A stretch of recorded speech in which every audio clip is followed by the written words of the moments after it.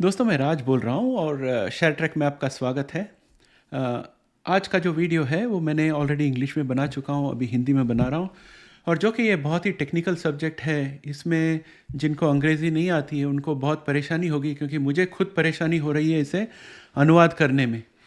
और मैंने ये वीडियो इंग्लिश में इसलिए बनाया था क्योंकि मुझे लोगों को आश्वासन देना था कि मेडिकल टेक्नोलॉजी जो है वो काफ़ी आगे बढ़ रही है।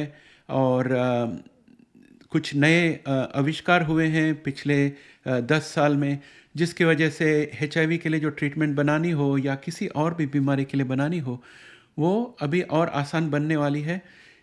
और हमारे पास आर्टिफिशियल इंटेलिजेंस भी आ गई है अभी, जो मेडिकल साइंस में यूज़ किया जा रहा है। तो इन सब का जो संगम है, उसके वजह से एक ही बीमारी को तरह तरह से अटैक करके अलग अलग तरीके से क्योर किया जा सकता है। उदाहरण के तौर पर ठीक है, मैं आगे चलकर आपको बताता हूँ ये वीडियो में। पहले हम शुरू करते हैं वीडियो डिस्क्लेमर के बाद।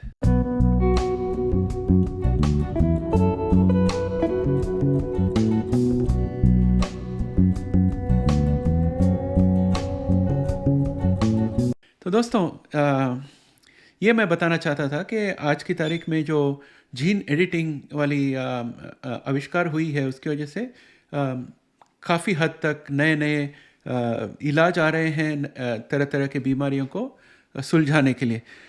सबसे पहले जो डॉक्टर्स आए थे, जिन लोगों ने मेडिसिन करना शुरू किया, तो वो देखते थे कि इंसान के शरीर में क्या क्या सिम्टम्स है। तो समझ लीजिए सर दर्द है, उल्टी आ रही है, और साथ में रात को नींद नहीं होती, और बॉडी गर्म रहता है, हमेशा पसीने पसीने होते रहते हैं।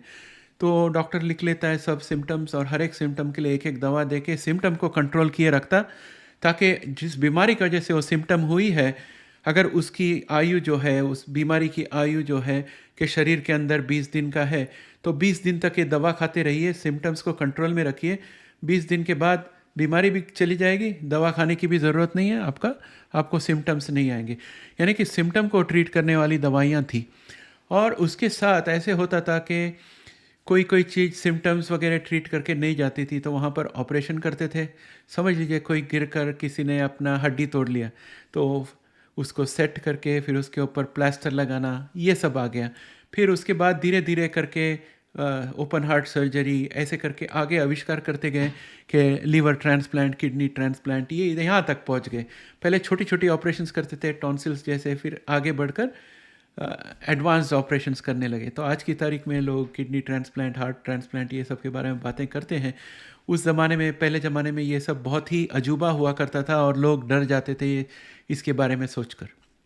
तो फिर क्या हो गया है कि हाल ही में कुछ 20 साल के अंदर, कि आप 10-15 साल के अंदर बहुत सारी नए नए आविष्कार हुए। सबसे पहला आविष्कार था DNA का डिस्कवरी। DNA का डिस्कवरी ये बहुत ही महत्वपूर्ण था, क्योंकि जब साइंटिस्ट को पता चला कि DNA नाम की कोई चीज़ है, और ये DNA जो है इसके अंदर पूरे लाइफ का कच्चा चिट्ठा है। इसका मतलब कि अगर कोई भी जीवित जंतु है या पेड़ पौधे हैं हमारे दुनिया में, उसके लिए हमेशा DNA की ज़रूरत है, उसमें DNA हमेशा होती है। DNA के बिना कोई भी जीव जंतु नहीं रह सकती इस दुनिया में। जब साइंटिस्ट को पता चला DNA का महत्व, तो फिर वो DNA को स्टडी करने लगे। फिर उन्हें पता चला कि DNA जो है, ये दो छड़ी है, जो दो माला की तरह है, जो एक दूसरे के साथ जुड़ी है। इसको हम इंग्लिश में डबल स्ट्रैंडेड कहते हैं। और वो किस चीज़ की बनी है? न्यूक्लियोटाइड्स की बनी हुई है। 4 तरह के न्यूक्लियोटाइड्स हैं, उससे बनी है। तो हम जो स्पेलिंग बोलते हैं DNA का स्पेलिंग, हर एक जंतु का अलग स्पेलिंग होता है, और हर एक इंसान का अलग स्पेलिंग होता है।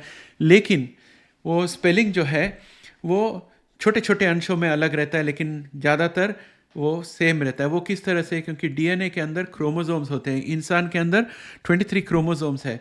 उसमें से एक सेट क्रोमोसोम जो है वो मेल है कि फीमेल है बताने के लिए इस्तेमाल किया जाता है।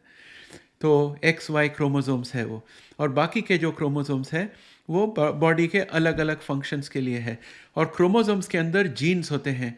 जीन्स यानी कि प्रोटीन की रेसिपी, और वो जीन्स का कॉपी जब डीएनए से बाहर आता है तो उसे एमआरएनए कहते हैं।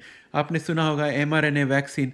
तो एमआरएनए जो है वो रेसिपी है एक प्रोटीन बनाने की, और बॉडी के अंदर टीआरएनए होती है जो इस रेसिपी को रीड करके शरीर के अंदर से अमीनो एसिड असेंबल करके नई प्रोटीन बनाती है। और वो प्रोटीन जब शरीर में आ जाती है तो प्रोटीन का कुछ काम होता है, वो काम शरीर में हो जाती है और शरीर में दोबारा संतुलन आ जाती है। तो इस तरह से होता है। तो बहुत सारी बीमारियां हैं जो प्रोटीन के वजह से होती है कि दूषित प्रोटीन हो तो उसकी वजह से होती है। तो उसमें अगर हमें डीएनए के बारे में जानकारी है तो हमें पता चल जाएगा कि कौन से जीन से ये प्रोटीन आती है, फिर उस जीन में क्या दोष है ये हम पता लगा सकते हैं, और उस जीन में जो स्पेलिंग मिस्टेक है उसको करेक्ट करने के लिए हमारे को जीन एडिटिंग करना पड़ेगा। तो नेक्स्ट स्टेप आया जीन एडिटिंग का। बहुत बहुत सालों तक लोगों को पता नहीं चला कि किस तरह से जीन को एडिट करें, जीन कहाँ पर बैठा होता है, एक जगह पे करने से हो जाएगा कि शरीर में हर एक सेल में जाके करना पड़ेगा। ये सब बड़े बड़े सवाल थे। लेकिन एक साइंटिस्ट ने देखा कि बैक्टीरिया जो है उसके अंदर जब वायरस इन्फेक्ट करता है तो बैक्टीरिया खुद को किस तरह से बचाता है, क्योंकि उन्होंने कहा कि अगर इंसान को वायरस से बचने के लिए इतना परेशानी होती है तो बैक्टीरिया कैसे बचती है। तो उन्होंने पाया कि बैक्टीरिया जो है वायरस का आरएनए शरीर के अंदर आते ही या डीएनए शरीर के अंदर आते ही बैक्टीरिया जो है वो उसको कट कर देता है और उसका एक डीएनए का पीस खुद के साथ ऐड कर लेता है। जैसे रेट्रोवायरस हमारे अंदर शामिल हो जाती उस तरह से ये वायरस का एक पीस लेकर बैक्टीरिया अपने खुद के डीएनए में डाल लेता है, ताकि अगले बार वो वायरस वापस आए बैक्टीरिया के अंदर तो तुरंत उसको जाके वो कट कर देगी। तो बैक्टीरिया जो होती है वो बैक्टीरिया का जो सिस्टम है उसको क्रिस्पर कैस9 कहते हैं। क्रिस्पर जो है वो बैक्टीरिया के जो डीएनए है उसका एक सेक्शन में होता है जहाँ पर एक ही तरह के स्पेलिंग बार बार आते हैं, जिसको हम पैलिंड्रोम कहते हैं। तो अगर हम ABC यहाँ से लिखे और CBA दूसरे तरफ लिखे तो उसको पैलिंड्रोम गिना जाएगा। ABC CBA, तो यानी कि मिरर इमेज जैसा दिखेगा, उसको पैलिंड्रोम कहते हैं। कोई भी स्पेलिंग का पहला आधा शब्द जो है उसका रिवर्स में दूसरा आधा शब्द आएगा तो उसको हम पैलिंड्रोम कहेंगे। तो क्रिस्पर जो है एक पैलिंड्रोम पैटर्न है जिसमें हर एक पैलिंड्रोम जो है एक वायरस का सिग्नेचर है, और जब भी वायरस उसके शरीर में आता है बैक्टीरिया के शरीर में तो वहाँ से पिकअप करता है और जाके उसको कट करता है, और कट करने के लिए वो यूज़ करता है Cas9।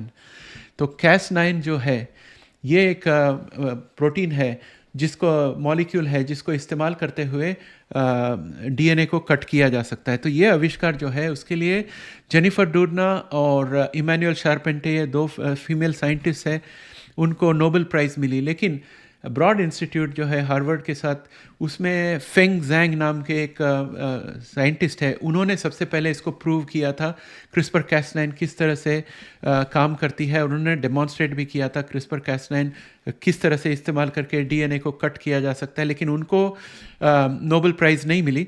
और अभी जो है क्रिस्पर कैस9 एक्चुअली इस्तेमाल किए जा रहे हैं। दो उदाहरण के तौर पर सिकल सेल डिजीज़ जो है उसमें जो ब्लड के जो ब्लड सेल्स है हीमोग्लोबिन, वो सर्कुलर होने के बजाय वो चांद की तरह होते हैं, आधा चांद होता है ना उस तरह से सिकल की तरह होते हैं, जो कोयता बोलते हैं ना मराठी में, सिकल होता है जो घास काटने के लिए या चावल काटने के लिए खेत में इस्तेमाल करते हैं, उसकी तरह शेप होता है। उसकी वजह से क्या होता है, जगह जगह जाकर इकट्ठे हो जाते हैं और वहाँ पर बहुत दर्द होती है और हर 3 महीने में पेशेंट को ब्लड बदलना पड़ता है। और सिकल सेल वाले पेशेंट्स को बार बार ब्लड बदलने की वजह से उनको कभी कभी हेपेटाइटिस हो जाती है और कभी कभी HIV भी होने की संभावना है, क्योंकि बार बार ब्लड चेंज करते हैं, कहीं ना कहीं दूषित ब्लड मिल गया तो तकलीफ हो जाएगी। तो सिकल सेल डिजीज़ के लिए इलाज किया गया जो जीन थेरेपी से बनाया गया। तो 3 इलाज है अभी, उसमें से 2 अप्रूव्ड है और एक जो है अभी अप्रूवल में है। फर्स्ट है कैसजेवी, वो क्रिस्पर थेरेपेटिक्स द्वारा बनाया गया है। दूसरा है ब्लूबर्ड बायो का लाइफजीनिया, और तीसरा है जो अभी क्लिनिकल ट्रायल्स में चल रही है वो है जेनीसेल, वो एडिटास कंपनी की है। तो ये 3 है, इसमें से 2 ऑलरेडी मार्केट में आ गई है। इसमें एक बार ये थेरेपी दे दे पेशेंट को तो ज़िंदगी भर के लिए उनको कोई परेशानी नहीं रहेगी, नॉर्मल इंसान की तरह हो जाएंगे। तो ये दोनों कंपनी की जो मेडिसिन है उसी प्रॉब्लम को अलग अलग तरीके से उन्होंने सुलझाया। तो जब हम पैदा होते हैं तो हम जब फीटस होते हैं, जो पैदा होने के पहले और पैदा होके 8 महीने तक हमारे शरीर में जो रेड ब्लड सेल बनती है, उसमें जो हीमोग्लोबिन होती है, हीमोग्लोबिन को फीटल हीमोग्लोबिन कहते हैं। फीटल यानी कि नवजात शिशु का के अंदर जो हीमोग्लोबिन होता है वो होती है। उसकी ताकत बहुत ज़्यादा है, क्योंकि माँ के पास से माँ जो सांस लेती है उसमें से जो ऑक्सीजन आता है वो शिशु को इस्तेमाल करता है माँ के शरीर के अंदर।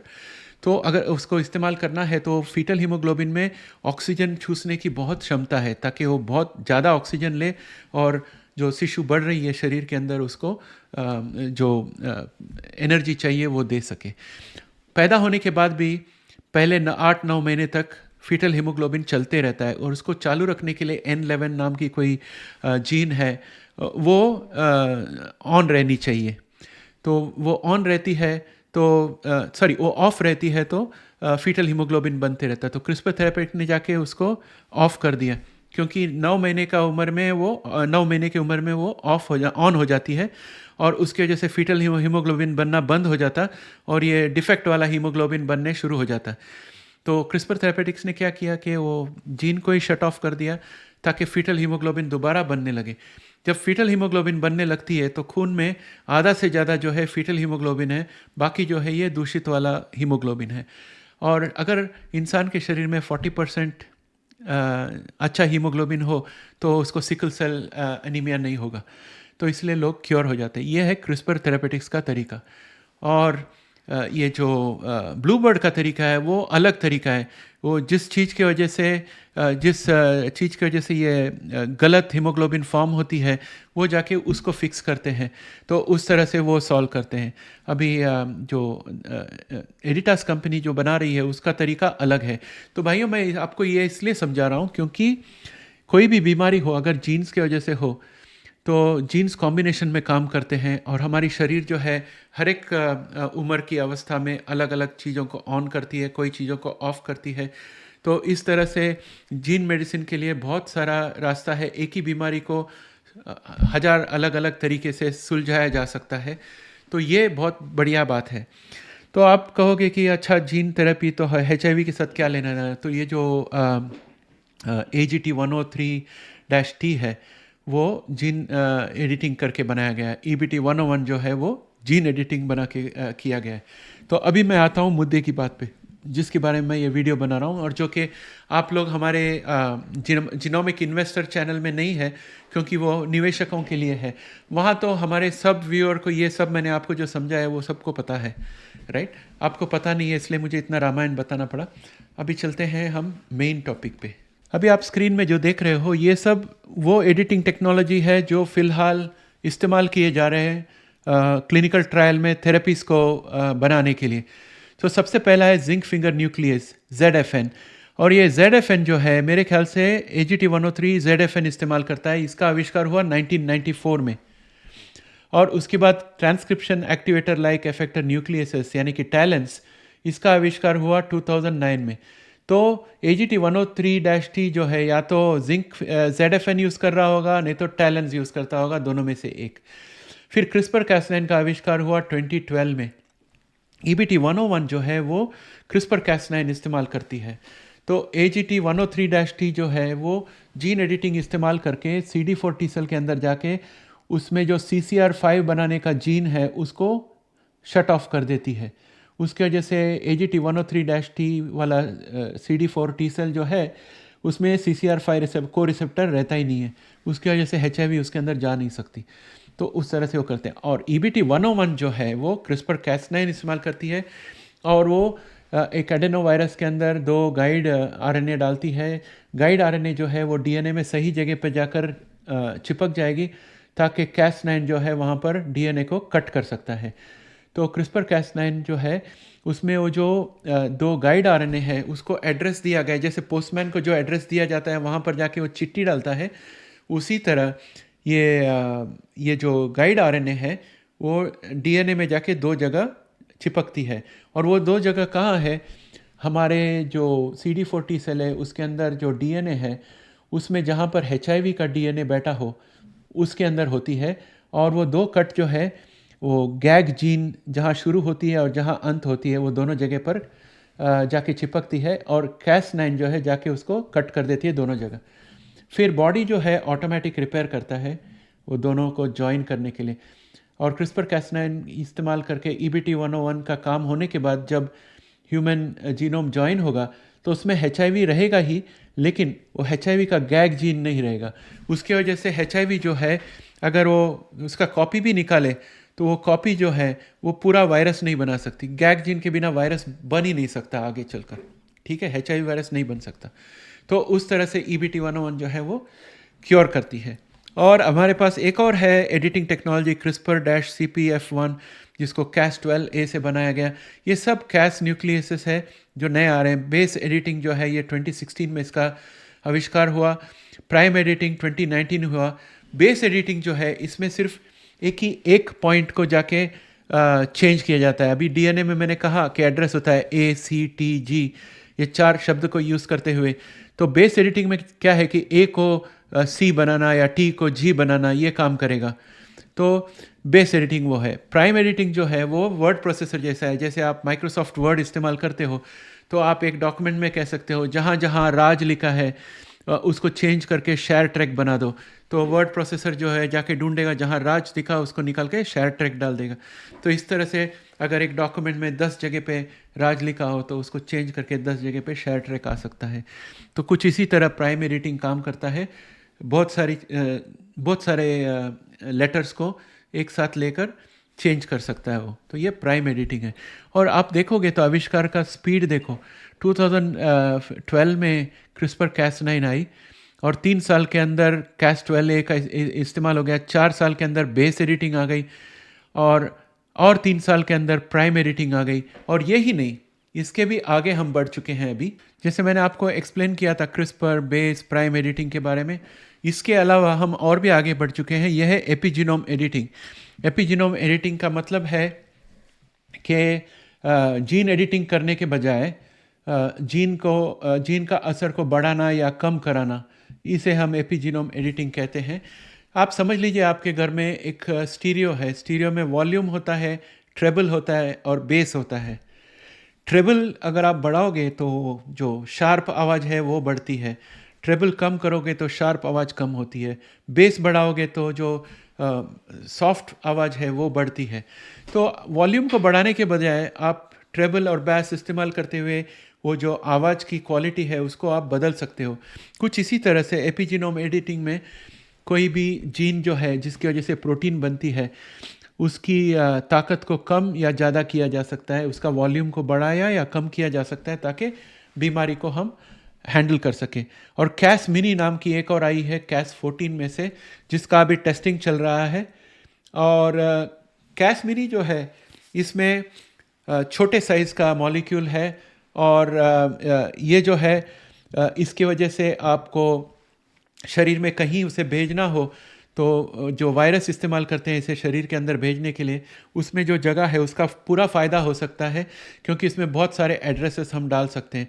अभी जो क्रिस्पर Cas9 यूज़ करते हैं तो वायरस के अंदर का, एडेनो एसोसिएटेड वायरस के अंदर जितना भी स्पेस है वो पूरा खचाखच भर जाता है।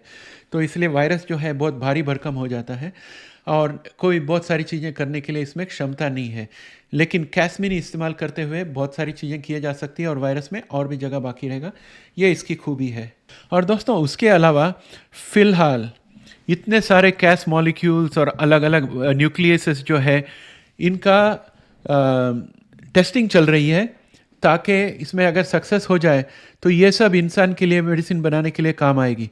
तो आप अगर देखोगे तो ये लगभग 20 या 25 या 30 जितने नए कैस मॉलिक्यूल्स है जिसका रिसर्च किया जा रहा है और इसके साइज़ भी काफ़ी छोटे हैं। अभी देखिए Cas14a1a जो मिनी कैस था उसका साइज़ है 500 और अभी हम जो रेगुलर Cas9 यूज़ करते हैं उसका साइज़ लगभग 3200 या 3800 जितना है मेरे हिसाब से। तो ये काफ़ी छोटा है, इसकी वजह से बहुत सारे एड्रेसेस दिए जा सकते हैं उसी वायरस के अंदर एडिटिंग करने के लिए। तो मेरे हिसाब से जब इनमें से बहुत सारी चीज़ें सक्सेसफुल हो जाएगी तो साइंटिस्ट को बहुत ज़्यादा जो कहते हैं टूल्स कहते हैं वो मिल जाएंगे जीन एडिटिंग करने के लिए। जैसे हम देखते हैं कि अगर समझ लीजिए आपके घर में कोई मिस्त्री आया काम करने के लिए, आप बोलते हो हमारे को ये घर के अंदर एक बेड चाहिए और एक टेबल चाहिए वगैरह वगैरह। तो जब मिस्त्री आता है काम करने को, वो अपने हाथों से नहीं करता ना, उसको औजार की ज़रूरत पड़ती है, टूल्स की ज़रूरत पड़ती है। एक स्क्रू ड्राइवर होगा, एक ड्रिल सेट होगा और एक सॉ होगा कट करने के लिए वगैरह वगैरह। तो हर एक काम के लिए वो एक टूल यूज़ करता है, जिसकी वजह से वो काम ठीक से होता है। अगर उसके पास वो टूल्स नहीं रहे तो कितना भी अच्छा मिस्त्री हो, उसका काम करना बहुत मुश्किल पड़ जाएगा। तो कुछ इसी तरह से जो मैंने आपको कैस मॉलिक्यूल्स बताए, इतने सारे अनगिनत, जैसे जैसे ये सक्सेसफुल हो जाते हैं तो साइंटिस्ट लोग को और भी औजार मिलते हैं जीन एडिटिंग करने के लिए। तो अलग अलग जगह पर अलग अलग टाइप का जीन एडिटिंग करने के लिए अलग अलग कैस मॉलिक्यूल्स वो यूज़ कर सकते हैं। और जैसे मैंने आपको बताया, एक ही बीमारी को अलग अलग तरीके से सुलझाया जा सकता है जीन एडिटिंग के द्वारा। तो अलग अलग तरीके से उसे सुलझाने के लिए अलग अलग औजार की ज़रूरत है। और ये जो Cas9 का आपने कैस मॉलिक्यूल्स का जितना आपको मैंने लिस्ट बताया, वो सब अभी आने को है। तो दोस्तों, ये जो है मेडिकल साइंस के लिए बहुत ही अच्छा योगदान होने वाला है अगले कुछ सालों में। और अब ऑलरेडी हम जो जानते हैं उसको रखते हुए भी जीन थेरेपी से हम लोगों ने ब्लड कैंसर के ऊपर काबू पा लिया है। ब्लड कैंसर फुल्ली क्योर हो सकता है जीन थेरेपी इस्तेमाल करते हुए। लगभग 8 या 9 थेरेपीज है, जीन थेरेपीज है ब्लड कैंसर के लिए। सॉलिड ट्यूमर के लिए भी बन रहा है अभी। फिर हमारा जो सिकल सेल डिजीज़ है और बीटा थैलेसीमिया है, दोनों के लिए जीन थेरेपी है। वंस एंड डन, यानी कि एक बार कर दो तो ज़िंदगी भर के लिए करने की वापस करने की ज़रूरत नहीं है। तो और अगर HIV के क्षेत्र में देखा जाए तो EBT 101 है और AGT 103-T है। और ये लोग जो एग्जिस्टिंग टेक्नोलॉजी है उसके हिसाब से चलते हैं। लेकिन अगर आगे चलकर नए Cas9 आ जाए तो उसको भी इस्तेमाल करते हुए लोग जो अभी जो दवा बनाई है उसको और भी बेहतर बना सकते हैं और नए तरीके से उसको सॉल्व कर सकते हैं। तो दोस्तों, ये रहा मेडिकल साइंस का एडवांसेस के बारे में जो HIV के लिए फ़ायदा होगा। और आप ये भी कहोगे कि राज, ये जो HIV वायरस है ये खुद RNA वायरस है, क्या हम HIV वायरस के अंदर जाके उसका RNA को कट नहीं कर सकते? तो इन थियरी कर सकते हैं, लेकिन वो HIV वायरस को पकड़ना और उसके अंदर जाना जो है वो बहुत ही मुश्किल बात है। एक बार अंदर पहुंच जाओ तो कटिंग करने में कोई प्रॉब्लम नहीं है। लेकिन ये जो नए नए तरीके आ रहे हैं जीन एडिटिंग के, उसकी वजह से क्या होगा मैं आपको ये बताता हूँ कि आगे चलकर जैसे जैसे नए जीन एडिटिंग टूल्स आएंगे तो उनके गुण अलग अलग रहेंगे। और वो गुण की वजह से उनको इस्तेमाल करते हुए साइंटिस्ट लोग कोई ऐसा जीन एडिटिंग कर सकते हैं जिसकी आज की तारीख में कल्पना नहीं कर सकते। तो वो संभावनाएं आएगी। अगर वो संभावना आ गई तो आप सोच के देखिए, HIV जो है वो अपने शरीर के अंदर जब रेप्लिकेट करता है उसके तरह तरह के स्टेजेस होते हैं। और हर एक स्टेजेस में वो अपने ही शरीर के जो ऑपरेटिंग सिस्टम है उसके पार्ट्स को लेकर खुद का रेप्लिकेशन करता है। तो ये जीन एडिटिंग को इस्तेमाल करते हुए हम वो सब एंजाइम्स को जगह जगह बंद कर सकते हैं जो HIV यूज़ करते हुए जिसको यूज़ करते हुए अपना कॉपीज़ बनाता है। तो नए नए तरीके के और दवा आ सकती है HIV की रोकथाम करने के लिए। और इसकी वजह से मुझे यकीन होता है कि 2030 तक HIV के ऊपर काबू पाया जा सकता है। तो दोस्तों, ये मैंने बताया था इंग्लिश में और अभी मैंने आपको बताया है हिंदी में। दोस्तों, वीडियो समाप्त करने के पहले मैं आपको एक संदेश देना चाहता हूँ। ये बात अच्छी है कि मैंने इतने सालों तक आपको हिंदी में सब वीडियोस बना के दिए हैं यहाँ पर। और आप हिंदी वीडियोस देखते हो, खुश होते हो और कुछ अच्छा लिखते हो और कोई कोई लोग ख़राब लिखते हैं। जो भी है, हमने अभी तक प्रोत्साहन रखा। लेकिन आपको ये जानना बहुत ज़रूरी है कि मेरा जो ओरिजिनल चैनल है शेयर ट्रैक, जिसमें मैं जिनोमिक्स इन्वेस्टमेंट की वीडियोस बनाता हूँ, हमने वहाँ से शुरुआत की थी और आपके रिक्वेस्ट पर हमने हिंदी वीडियो बनाना शुरू किया आपके लिए और HIV वीडियो बनाना शुरू किया आपके लिए। और ये HIV वीडियोस जो है वो हमारे इंग्लिश चैनल की जो डिमांड है उसको काफ़ी घटा दी थी, क्योंकि लोगों को उनके फ़ोन में HIV वीडियो का अनाउंसमेंट आता तो उनको परेशानी होती थी। इसकी वजह से बहुत लोग ज्वाइन नहीं कर रहे थे चैनल को और बहुत लोग चैनल छोड़ के जा रहे थे। इसलिए हमने चैनल को सेपरेट कर दिया। और अभी चैनल को सेपरेट कर दिया तो मैं एक नहीं 2 चैनल चला रहा हूँ। और इसमें इंग्लिश बनाने में मेरे को कोई प्रॉब्लम नहीं है, लेकिन हिंदी बनाने में मुझे काफ़ी मेहनत लगती है। और मैंने अभी चीप मेंबरशिप बनाई है 299 में। प्रॉब्लम ये है कि जो मेंबर्स थे हमारे 18 मेंबर्स पहले, उनमें से कई लोग छोड़ के चले गए क्योंकि उनको कोई फ़ायदा दिखाई नहीं दे रहा है, क्योंकि सबको सब वीडियोस देखने को मिल रहे हैं और प्रोत्साहन नहीं मिल रही है उनको।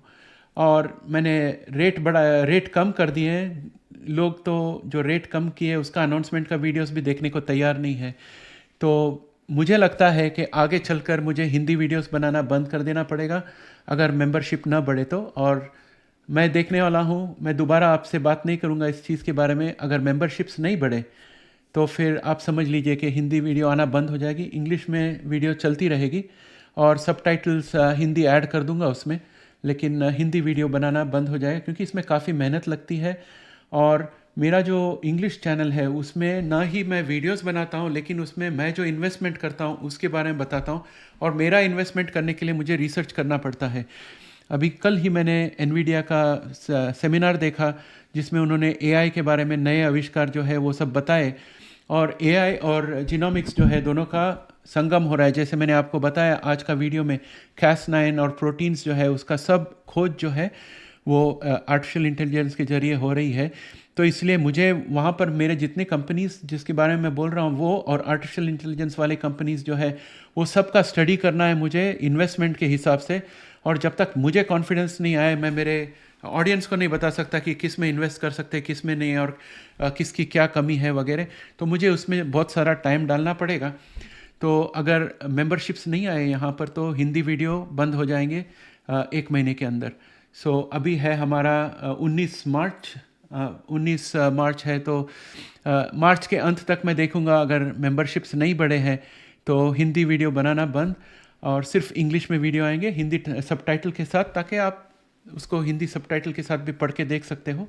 लेकिन इस तरह से मैं मेरा दूसरा चैनल को भी संभाल पाऊँगा और मेरा खुद का जो निवेश है उसके बारे में भी मैं जानकारी रख सकूं। क्योंकि दोस्तों ये शेयर मार्केट में अगर आपको कोई किसी को इन्वेस्ट करना हो तो आप सिर्फ पैसे डाल के बैठ नहीं सकते हो, आपको पूरी जानकारी रखनी पड़ती है कि उस क्षेत्र में टेक्नोलॉजी कैसे बढ़ रही है और अर्थव्यवस्था कैसी है, गवर्नमेंट की पॉलिसी कैसी है, दुनिया में जो जियोपॉलिटिकल सिचुएशन क्या है। तो बहुत कुछ ध्यान रखना पड़ता है, उसके लिए टाइम लगती है और वो बहुत संगीन चीज़ है, यानी कि सीरियस इशू है और मुझे उसमें और ज़्यादा टाइम डालने की ज़रूरत पड़ेगी। और अगर यहाँ पर मेंबर्स नहीं हुए तो मैं यहाँ पर स्टाफ लगाकर हिंदी का काम नहीं करा सकता और इसलिए मैं हिंदी बंद करा दूंगा। तो उम्मीद है मैं आपको एकदम स्ट्रेट फॉरवर्ड बता रहा हूँ, उम्मीद है आप लोग को समझ जाओगे। और मैं इसके बारे में दोबारा बात नहीं करने वाला। एंड ऑफ दिस मंथ तक मेंबरशिप्स नहीं बढ़े तो हम जो हिंदी वीडियोस है वो समाप्त कर देंगे। और लोग हर हफ्ते 2 वीडियो चाहते हैं और लेटेस्ट इन्फॉर्मेशन चाहते हैं और दोबारा और इन्फॉर्मेशन चाहते हैं, तो मांग को पूरी करना बहुत मुश्किल है। दोस्तों इसके साथ मैं वीडियो यहीं समाप्त करता हूँ। जय हिंद।